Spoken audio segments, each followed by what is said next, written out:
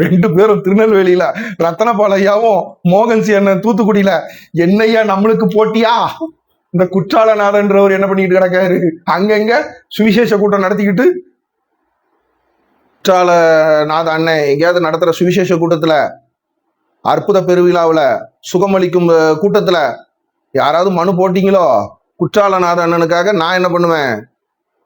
நான் அண்ணனோட பிஏவா என்ன பண்ண போறேன்? நானும் திருநெல்வேலி நாளை மறுநாள் போறேன். குற்றாலநாதனோட பர்சனல் செக்ரட்டரியா நான் ஜாயின் பண்ண போறேன். குற்றாலநாத அண்ணன் நடத்துற சுவிசேஷ கூட்டத்துக்கு தடகிட யாராவது போட்டீங்களோ அந்த வீடியோ பார்த்துக்கிட்டு இருக்கவங்க. குற்றாலநாதன் பரலோக ராஜ்யம் நடக்கிறதா? நெல்லையில் 10 நாட்களில் 3 கிறிஸ்தவ மிகப்பெரிய கூட்டங்கள். கடந்த 3 நாட்களாக பெந்தேகோஸ்தே கூட்டம் பாளையங்கோட்டையில் நடைபெற்றது. வருகிற 20, 21 மோகன் சிலாசரஸ் கூட்டம் டவுன் சார்பட்டர் பள்ளியில் நடைபெறுகிறது. 25, 26, 27, 28 ஆகிய 4 தேதிகளில் ஜான்ஸ் கல்லூரி மைதானத்தில் கோட்டை ஊழியங்கள் ரத்தனபால் ஜபக்கூட்டம் நடைபெற்றது. ஜோசப் விஜய் முதலமைச்சரான பிறகு சுட்டி சுட்டி கிறிஸ்தவ ஜபக்கூட்டங்கள் கொடிகட்டி பறக்கிறது. பள்ளி கல்லூரி வளாகங்களில் மதம் சார்ந்த கூட்டங்கள், கல்வித்துறைக்கு சம்பந்தம் இல்லாத கூட்டங்கள் நடத்தக்கூடாது என GOMS நம்பர் 51 பள்ளி கல்வித்துறை 2ஆம் தேதி 3ஆம் மாதம் 2026 அரசாணை உள்ளது.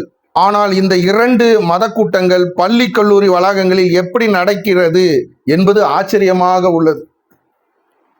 குற்றாலநாதன் மாநில செயலாளர், இந்து முன்னணி. அருமை அண்ணன் குற்றாலநாதன் திருநெல்வேலி இந்து முன்னணி செயலாளர். அண்ணனை என்னோட அண்ணனா தத்தெடுத்துக்க போறேன். எடுத்துட்டேன். அண்ணன் கூட என்ன பண்ண போறேன்? தம்பி ஆகிய நான் பேச போறேன். இந்த வீடியோ பார்த்துக்கிட்டு இருக்கவங்க ஒட்டு கேட்கறனால என்ன பண்ணுங்க, கேளுங்க. இல்லப்பா நீங்க உங்க அண்ணன் தம்பிக்குள்ள 1000 பேசுவியா, எங்களுக்கு எதுக்குப்பா அப்படின்ற நண்பர்கள் இந்த வீடியோவை இதோட கட் பண்ணிட்டு கூட என்ன பண்ணுங்க. குற்றாலநாதன், குற்றாலம் அப்படின்னா குழு குழு. அப்படி குற்றாலம்னு சொல்லும் போதே மனசுக்குள்ள ஒரு இனம் புரியாத ஒரு மகிழ்ச்சி, சந்தோஷம், சமாதானம். பழைய படங்கள்ல எல்லாம் பார்த்தீங்கன்னா மனைவிமார்கள் கணவனை எப்படி கூப்பிடுவாங்க? என் நாதா.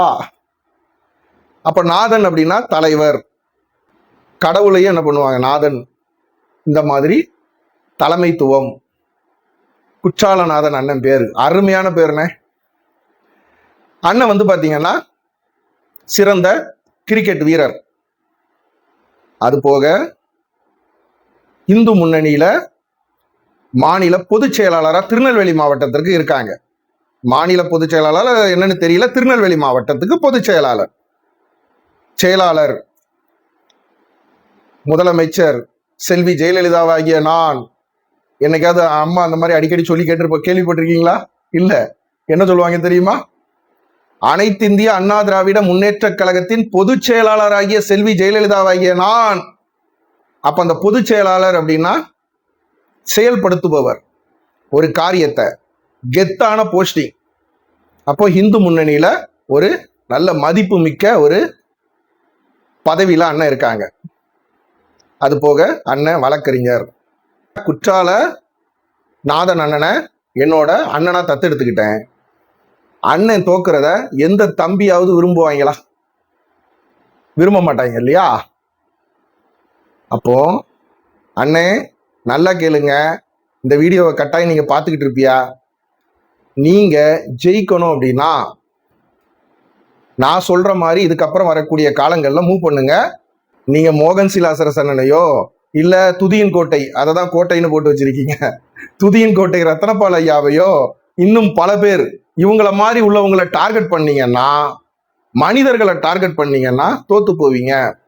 அதுக்கு முன்னாடி ஒரு வீடியோ ஒன்று பார்த்துட்டு வரீங்களா? சென்னை மெரினா கடற்கரை ஏற்கனவே இருந்த சீரணி அரங்கம் தற்போது மூடப்பட்டிருக்கிறது. அவை மீண்டும் கிறிஸ்தவ நற்செய்தி கூட்டங்களை நடத்தும்படி மறுசீரமைப்பு செய்து புது அரங்கத்தை கட்டுத்தரும்படி இது வந்து எனக்கு ஏற்புடைய ஒரு கோரிக்கை நானும் கருதுகின்றேன். என்றால் சீரணி அரங்கத்தில் அந்த காலத்தில் திராவிட இயக்க பொதுக்கூட்டங்களாக இருந்தாலும் சரி, தேசிய இயக்க பொதுக்கூட்டங்களாக இருந்தால் சீரணி அரங்கத்தில் நடைபெறுவது என்றால் அதுக்கு ஒரு தனி சிறப்பு உண்டு. அதே போன்று சீரணி அரங்கத்தில் சுவிசேஷ கூட்டம் நடக்கிறது. வெளிநாட்டில் இருந்தெல்லாம் நிறைய பேர் வந்து அங்கே வந்து கூட்டங்கள் நடத்திய போது நிரம்பி வழிந்த கூட்டங்களை நான் பார்த்தவன். அதை பற்றியும் நிச்சயமாக மாண்பு முதல்வர் அவர்களுடைய கவனத்துக்கு நான் கொண்டு செல்வேன். பாத்தியலானே, சென்னையில சீரணி அரங்கம் நான் சின்ன பையலா இருக்கும்போது 19 கிட்ஸுக்கெல்லாம் தெரியும். டிஜிஎஸ் தினகரன் ஐயா உயிரோடு இருந்த காலங்கள்ல சீரணி அரங்கத்துல மெரினா பீச் பக்கத்துல, மெரினா பீச் தான் சீரணி அரங்கம் எல்லாமே, அங்க வச்சு கூட்டம் நடக்கும். அற்புத பெருவிழா, சமாதான பெருவிழா, இந்த மாதிரி பல டைட்டில்ல ஏகப்பட்ட கூட்டங்கள். அப்போ வந்து இந்த social media, YouTube, Facebook, Instagram எதுவுமே கிடையாது. ஓப்பனா சொல்ல போனா எந்த ஒரு என்டர்டைன்மெண்ட்டும் கிடையாது. அப்போ கிறிஸ்தவ நற்செய்தி கூட்டம் டிஜிஎஸ் தினகரன் ஐயா பேர் சீரணி அரங்கத்துல நடத்தும் போது ஏகப்பட்ட மக்கள் போய் என்ன பண்ணுவாங்க. அதுக்கப்புறமா கிறிஸ்தவ கூட்டம் கிடையாது, சுவிசேஷ கூட்டம் கிடையாது, அரசியல் சம்பந்தமானது எதுவுமே நடத்தக்கூடாது அப்படின்னு தடை போட்டுட்டாங்க. இப்போ அந்த தடையை நீக்கி திரும்ப அந்த இடத்துல சுவிசேஷ கூட்டம், நம்ம பாஷையில சொல்லணும்னா கிறிஸ்தவ கூட்டம் நடத்த போறேன்யா. அதுக்கு நான் என்ன பண்றேன், சிஎம் ஐயா கிட்ட பேச போறேன். யார் சொல்றா?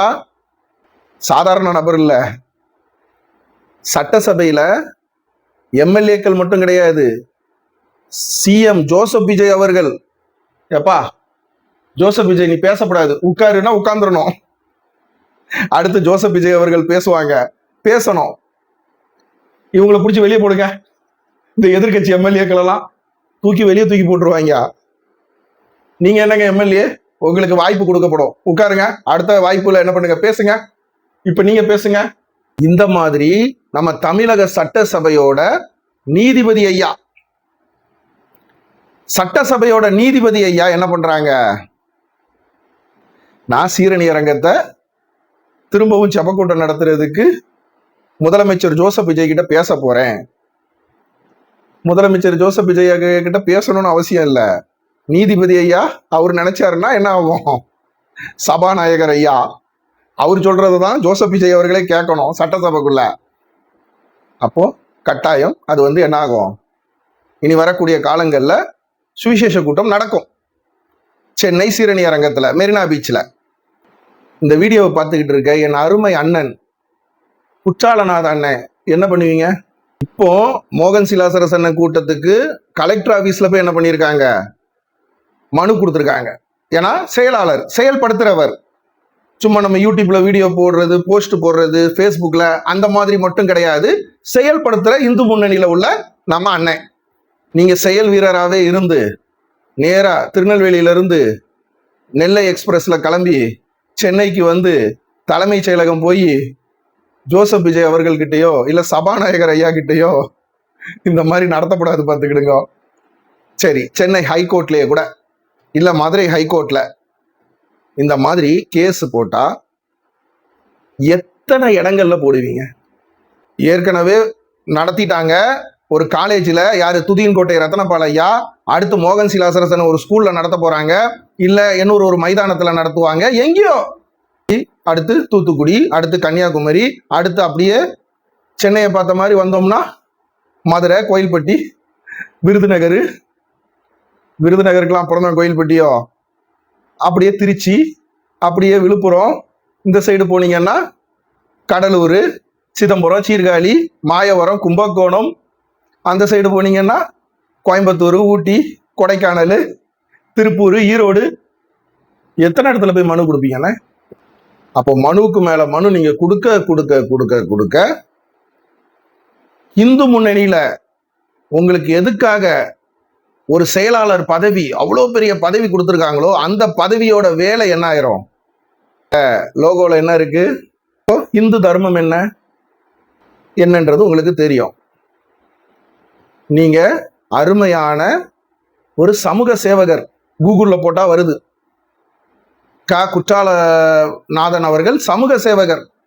அப்ப ஏழை எளியவர்களுக்கு உதவி செய்யறது, இல்லாதவங்களை போய் தாங்கிறது, ஒரு இலவசமா ஒரு வழக்கெடுத்து நடத்துறது, கஷ்டப்பட்ட மக்களுக்கு, இந்த மாதிரி சமூக சேவைகளை விட்டுட்டு ஊர் ஊரா போய் மனு கொடுத்துக்கிட்டு இருந்தா எப்படி தர்மம் வெல்லும்? வெல்லாது. நீங்க ஜெயிக்க மாட்டீங்க, டயர்ட் ஆயிருவீங்க, சோர்வடைஞ்சிருவீங்க. நான் ஒன்று சொல்றேன், அந்த மெத்தடை நீங்க ஃபாலோ பண்ணீங்கன்னா என் அருமை அண்ணனாகிய கா குற்றால நாதன் இந்து முன்னணியில பொதுச் செயலாளராக இருக்கக்கூடிய தலைவராகிய நீங்க ஜெயிக்கலாம். எப்படி? மோகன் சிலாசரசனை கூட்டம் நடத்துறாரு, ரத்னபாலையா நடத்துறாங்கன்னா எல்லாருக்கும் வயசாகும் மனுஷங்க.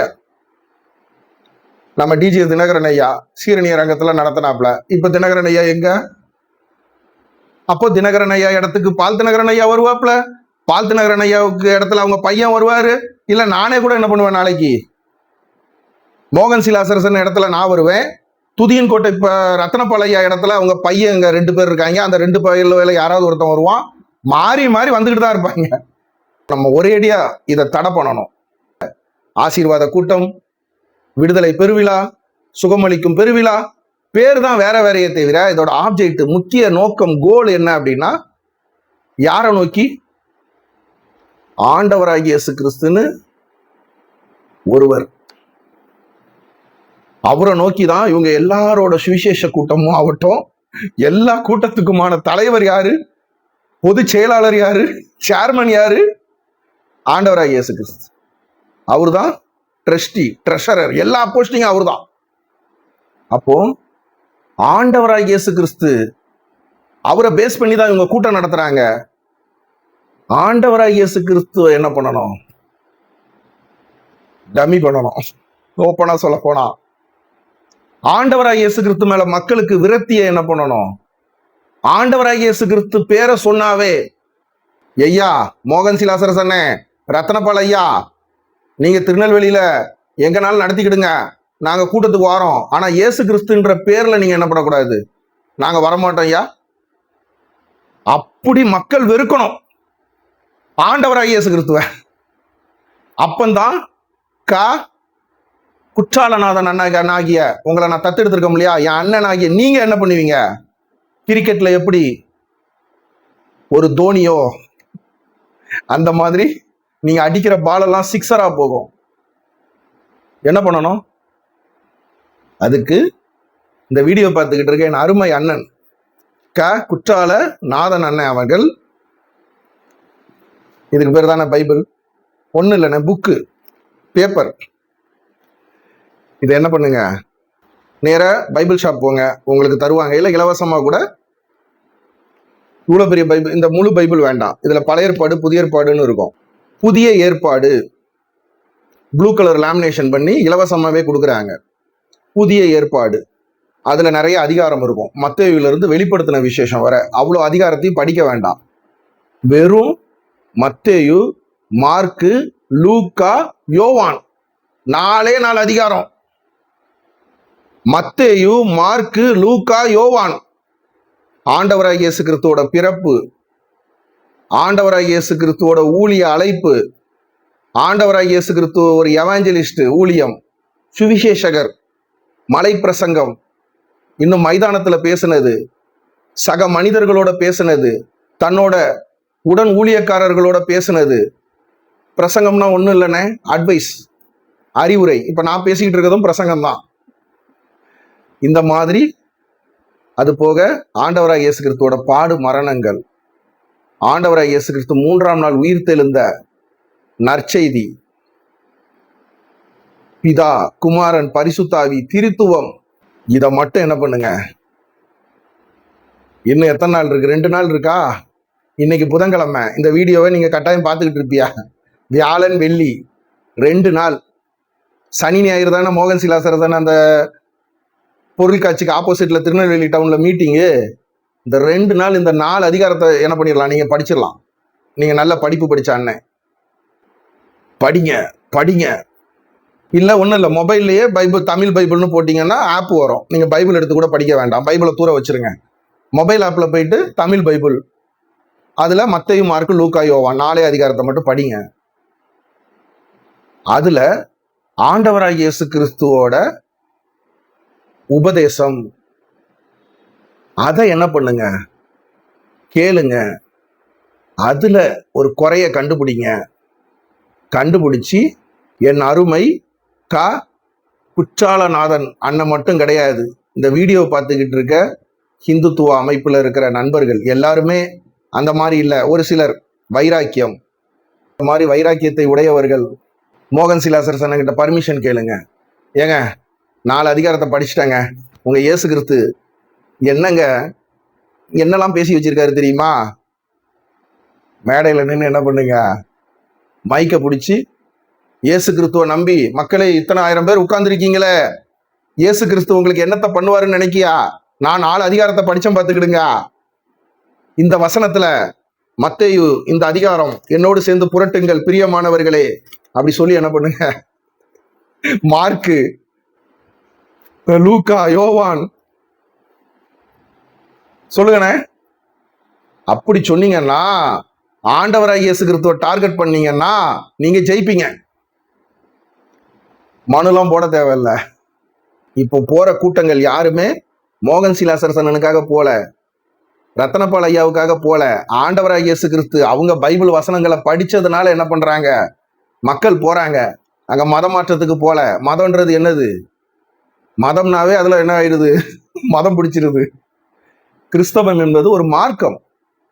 இன்னைக்கு சென்னையில இருந்து திருநெல்வேலி போனோம், மார்க்கம்.